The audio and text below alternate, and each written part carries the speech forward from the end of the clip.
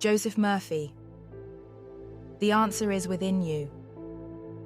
A woman said that she wanted to become thin. She was imitating the habits of others who follow diets with no results. All the time she was repressing in her subconscious her desire for apple pie, ice cream, and cookies. Her experiments were followed by an increase in weight later. I pointed out to her that it was no use imitating the habits of others, and that all she had to do was to decide on the weight desired, such as 120 pounds, and then claim, "I weigh 120 pounds in divine law and order," repeating the statement many times a day, especially prior to sleep. I explained that as she continued to do this, the idea of 120 pounds would be conveyed to her subconscious mind, which would automatically cause her to lose all desire for foods, which contributed to her adiposity. Many times during the day, whether ironing clothes, washing the dishes, or using the vacuum, she would sing out loud to herself, "I weigh 120 pounds in divine law and order. It is wonderful."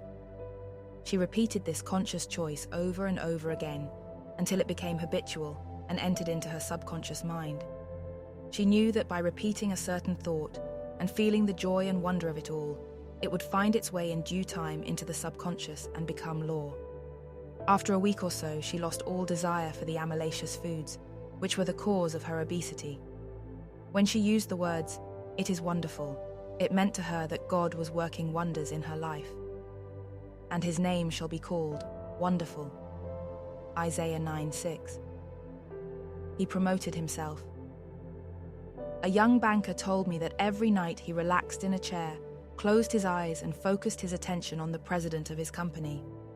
In his imagination, he experienced the president congratulating him on his promotion and excellent work. He participated in the imaginary action of shaking hands with the president and hearing his voice, making it as real as possible. He lived the role with all the vividness and distinctness of reality. He did not see himself at a distance being congratulated. He made their here and the future now. He made it all so real that oftentimes when he opened his eyes, he was amazed that the president was not physically present. After a month's visualization and repetition of the mental movie, he succeeded in impregnating his subconscious mind, and promotion followed in due course. He was also sent at the bank's expense to a special class in banking and was later made vice president. The thing he greatly feared. Job said, "The thing which I greatly feared is come upon me." Job 3:25. Recently, I talked with a man who had just begun learning the laws of mind. He said that for 3 years he had experienced a constant fear that his store would be held up by gunmen, and then it finally happened. He said that had he known the laws of mind, he would have reversed it and realized that which I greatly love is come upon me.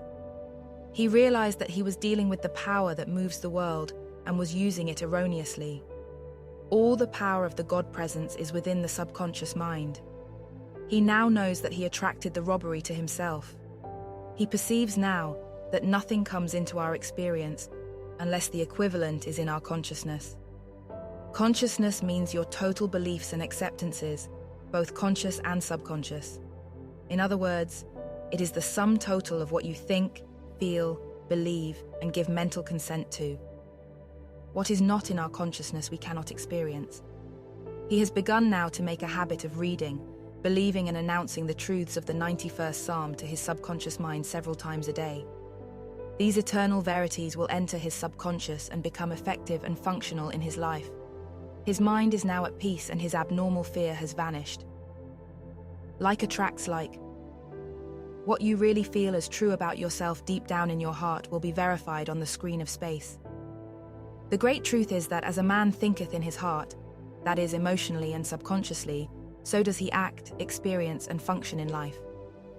A detective who attends my lectures in Laguna Hills told me of a woman who had shaped her own attack. She had been attacked and raped. In her purse, he found clippings of cases of rape going back several years. She told the detective that she knew it would happen to her. The detective referred to her as a victim in search of a rapist. Whatever we plant good or bad in our subconscious, we experience sooner or later. Why he failed. During a consultation with a young businessman, I learned that he worked very hard, was industrious, forthright and progressive in his thought and general attitude.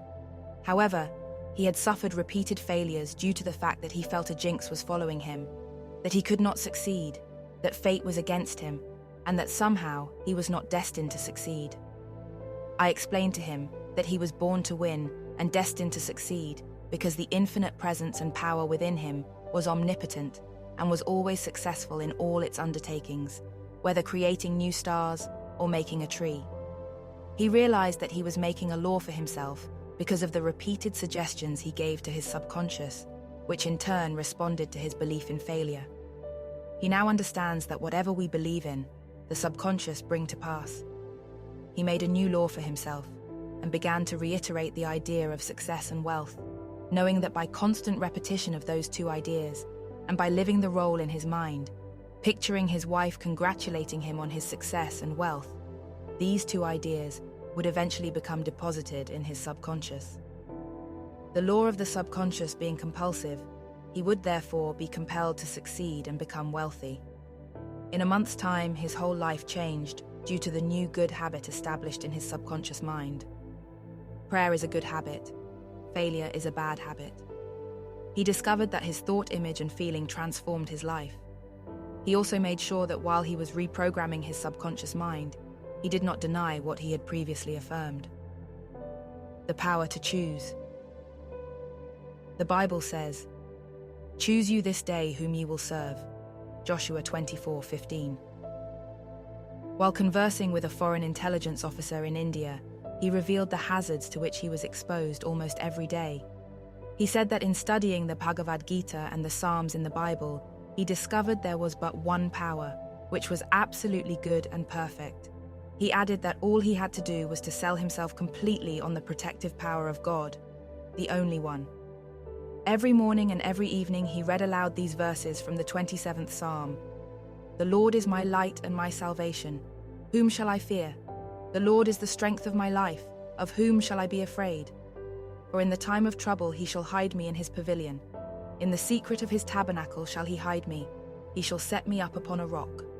Psalm 27, 1, 5. He repeated these truths over and over again every morning before going out on an assignment. He constantly reminded himself of these verses during the day. He knew that by constantly repeating these marvelous truths with his conscious mind, they would gradually penetrate his subconscious mind, which is reactive to the mental patterns impressed upon it. He also knew that he was establishing a beneficent habit and that the result would be an automatic response from his deeper mind. This is what has happened. In one instance, for example, a man fired point blank at him and the gun jammed.